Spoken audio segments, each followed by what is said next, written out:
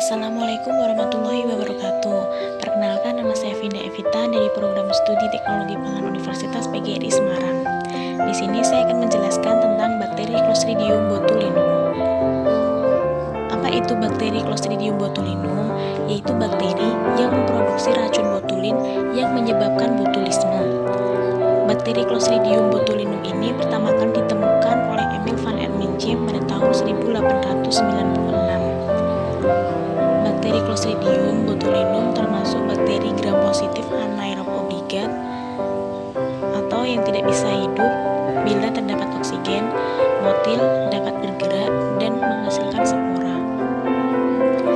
Clostridium botulinum ini ditemukan pada makanan mentah yang berasal dari tanah atau laut, makanan kaleng yang rendah asam, kegagalan atau penyalahgunaan suhu saat proses produksi makanan memungkinkan terjadi perkecambahan spora dan proliferasi atau pengulangan sel vegetatif dari bakteri. Kontaminasi bakteri Clostridium botulinum ini dapat menyebabkan keracunan yang berujung dengan kematian jika tidak segera ditangani. Racun botulin dapat menyerang sistem syaraf sehingga menyebabkan kelumpuhan syaraf. Klasifikasi bakteri Clostridium botulinum berasal dari domain bakteria, divisi Firmicutes, kelas Clostridia, ordo Clostridiales, famili Clostridiaceae, genus Clostridium, dan spesies Clostridium botulinum.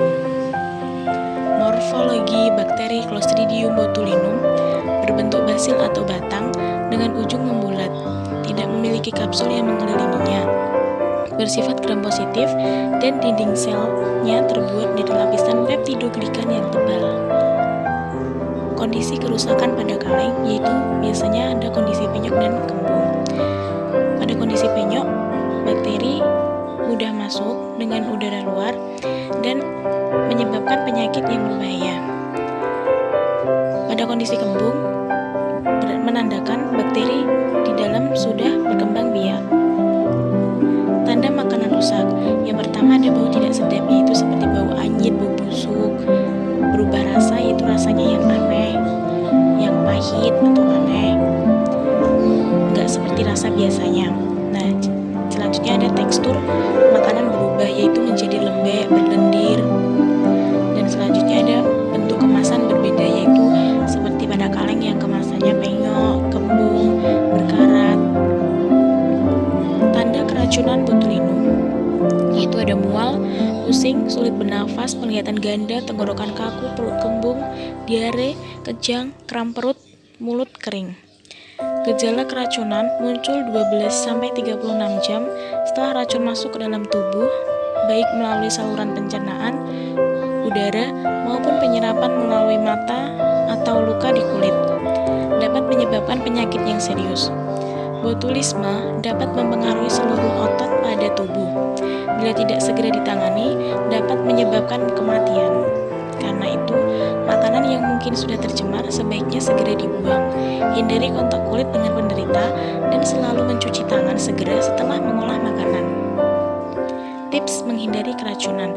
Yang pertama, hindari konsumsi makanan mentah ataupun setengah matang. Pastikan makanan yang benar-benar matang. Yang kedua, bersihkan dan cuci bahan makanan sebelum dimasak dan jaga makanan agar tidak terkena kontaminasi silang. Yang ketiga, perhatikan label dan kemasan saat membeli produk kalengan. Jangan membeli produk yang mendekati ED atau expired date, kadaluarsa, seperti itu. Selanjutnya ada pencegahan Clostridium bawaan makanan. Yang pertama, jika makanan kaleng, makanan dipanasi pada suhu 80 derajat Celcius selama 10-20 menit. Yang kedua, membaca label makanan kaleng sebelum mengkonsumsi dan membuangnya. Yang ketiga, produk makanan kaleng harus diperiksa sebelum digunakan. Diperiksa komposisinya, seperti cara memasaknya, juga tanggal kadaluarsanya. Yang keempat, makanan kaleng harus diberi tekanan dengan waktu, suhu, dan persyaratan tertentu untuk menghindari pertumbuhan bakteri dan spora. Yang kelima, cuci tangan peralatan memasak sebelum menghidangkan makanan. Yang keenam, kemasan kemasan atau kaleng harus disimpan dalam freezer. Yang ketujuh, jauhkan makanan panas di atas suhu 57 derajat Celcius dan makanan dingin di bawah suhu 5 derajat Celcius untuk mencegah pembentukan spora. Yang kedelapan, produsen makanan kalengan disarankan untuk menggunakan pengawet yang telah diizinkan untuk menekan pertumbuhan bakteri dalam makanan kalengan. Selanjutnya, pengobatan yang harus dilakukan. Yang pertama, ada pemberian jalan nafas dengan ventilasi. Yang kedua, ada pemberian antitoksin untuk mengurangi resiko komplikasi. Yang ketiga, perangsang muntah. Yang keempat, pemberian antibiotik untuk menghambat pertumbuhan dan membunuh mikroorganisme. Yang kelima, pemberian obat pencair untuk mempercepat pengeluaran isi usus. Nah, jadi ketika kita makan dan kita merasakan gejala seperti mual, pusing, seperti itu, maka kita diberi obat perangsang muntah atau obat pencahar. Jadi makanan itu dikeluarkan terlebih dahulu, dikosongkan dari perut. Setelah itu baru diberi obat, yaitu antitoksin dan antibiotik. Yang keempat, kelebihan dan kekurangan kemasan kaleng. Yang pertama, makanan kaleng tetap memiliki gizi seperti makanan umumnya. Makanan dalam kaleng ditambahkan dengan bahan tambahan gula dan garam yang dapat mengganggu kesehatan bila dikonsumsi secara terus-menerus. Yang kedua, kadar gizi yang ada di dalam makanan kaleng lebih tinggi dibandingkan makanan biasa. Tetapi, pada makanan kaleng pula dapat menimbulkan bakteri yang cukup membahayakan apabila proses produksinya dan pengemasannya tidak memenuhi syarat. Contoh kasus pangan. Ada dua anak asal desa Pemutaran, Kecamatan Grokra, Kabupaten Buleleng, Bali, mengalami keracunan kerupuk olahan ikan buntal. Jadi setelah makan itu, yang dirasakan dia mengalami gejala yaitu mual. Rasanya itu pengen muntah, lalu ada pusing.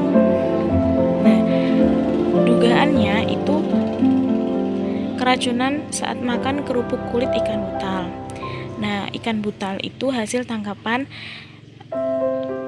dari laut yang digunakan untuk membuat kerupuk. Nah, mengapa ikan butal dapat menyebabkan keracunan? Karena ikan butal itu makanan mentah yang dari laut. Nah, diolahnya harus sesuai dengan ketentuan agar tidak menyebabkan keracunan. Jadi pemanasannya harus diperhatikan, pengolahannya seperti bahan-bahannya juga. Jadi tidak asal agar tidak menyebabkan keracunan.